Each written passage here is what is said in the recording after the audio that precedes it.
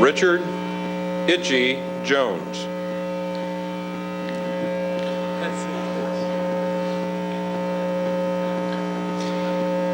Itchy Jones has been a collegiate head coach for 32 seasons, career record extending over 1,000 victories. Only the 18th Division I coach to reach 1,000 victories. He is the 10th winningest active coach in Division I baseball and the 18th winningest coach in Division I baseball history. Jones coached 3 years at McMurray College, 21 years at Southern Illinois University, and 8 years at the University of Illinois. His 1998 Illinois team won the Big Ten championship, giving Jones his 9th career conference championship and 11th in the NCAA tournament. In his 21 years at Southern Illinois, he won 8 Missouri Valley Conference championships, 10 trips to the NCAA regionals, and 3 trips to the College World Series. He is a nationally renowned baseball and softball clinician. On a personal note, including showing up the day after he about broke an ankle to go ahead and perform on a clinic that I was putting together, which shows his dedication toward teaching the game. He earned National Coach of the Year honors twice, as Adirondack National Coach of the Year in 1971 and the Sporting News Coach of the Year in 1978. He's a member of the Illinois High School Association's Hall of Fame in basketball and baseball, a member of the Southern Illinois University Hall of Fame. During his coaching tenure, Itch has produced 18 Major League Baseball players and 82 professional players, with 24 of his former players or coaches now working at the college or professional levels. Itch and his wife Sue have 2 children, Susan and Michael. He is accompanied by former player and assistant coach Steve Weber.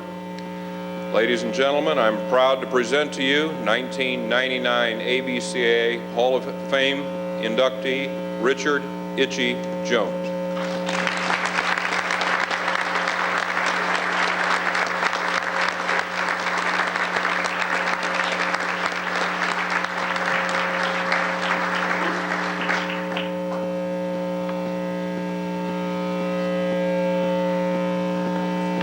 Members of the head table, friends and guests, it's my pleasure to be here.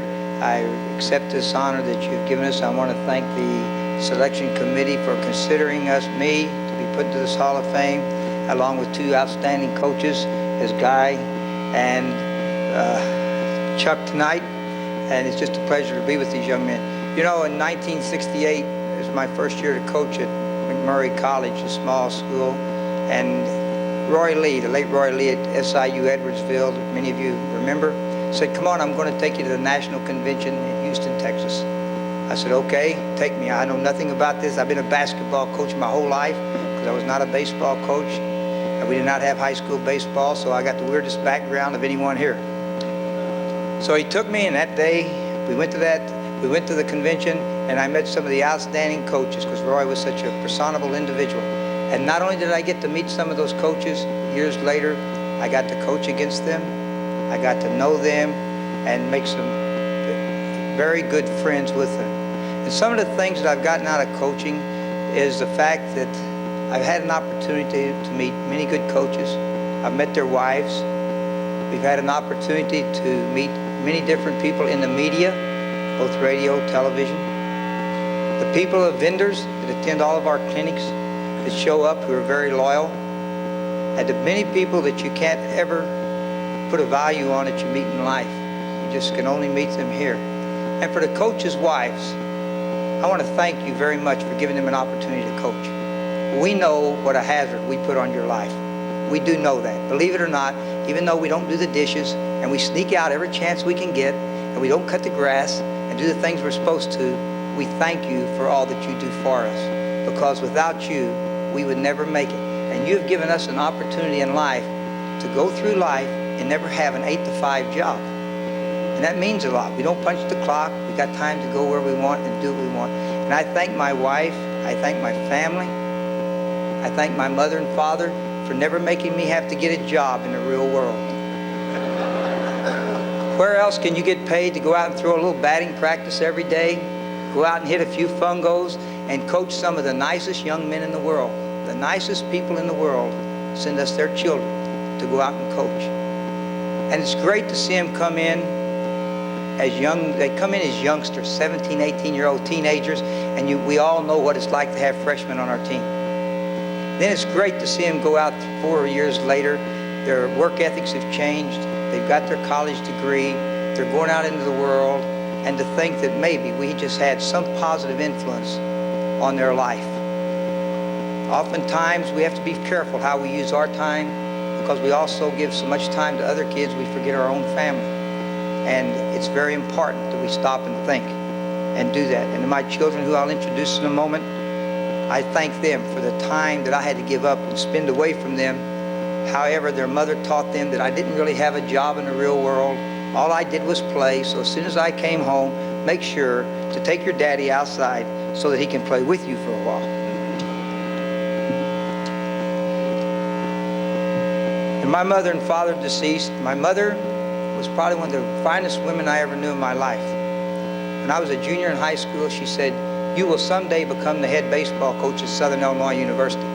My father was a custodian with a third-grade education. My mother was a housewife, and I'm going to be a coach, right, in a major university.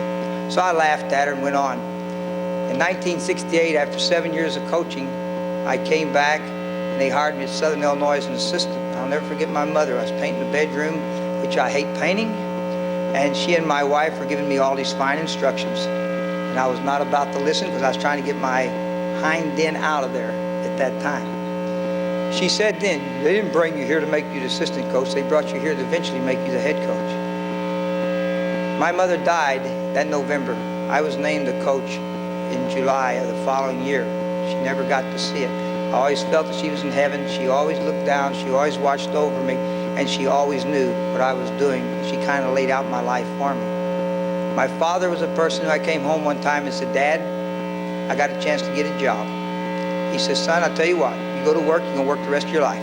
If you want to go back and play ball, go play ball." What great advice he gave me. And did I avoid the working society from there on. I want to take a few moments and introduce my family.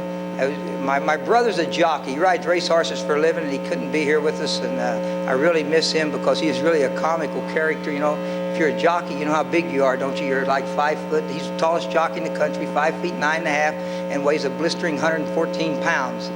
And so he and I arm wrestle all the time. And he's a lot stronger than I, because his darn arms are so strong.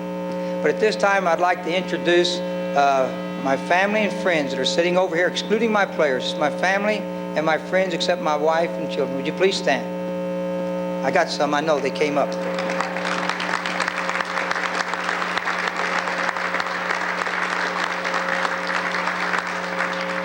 Thank you very much. And for my brother-in-laws who've doubted it all your life, I want you to understand, I do have a job.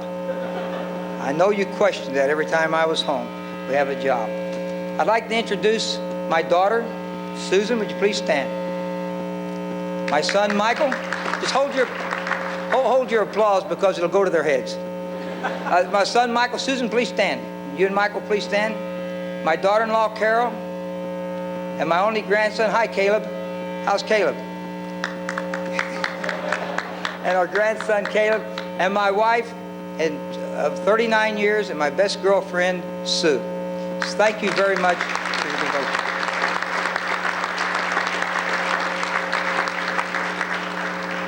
I'm here for only one reason, and that's the outstanding job that this group of men that I'm going to introduce or have stand. I'm here because of them. These young men played very hard, worked very hard, and I appreciate the effort they gave us on the baseball field. But you know, I'm more proud of the fact that they've gone out, they've become very good citizens. They're very good people. Many of them gone into the coaching profession, and I asked them every time, why? But they didn't want to work either. And many of them have gone on into the business world and been very successful. And there's no way that I would be here today without the success that these young men gave us. At this time, I would like all my former players and former assistant coaches and coaches to please stand.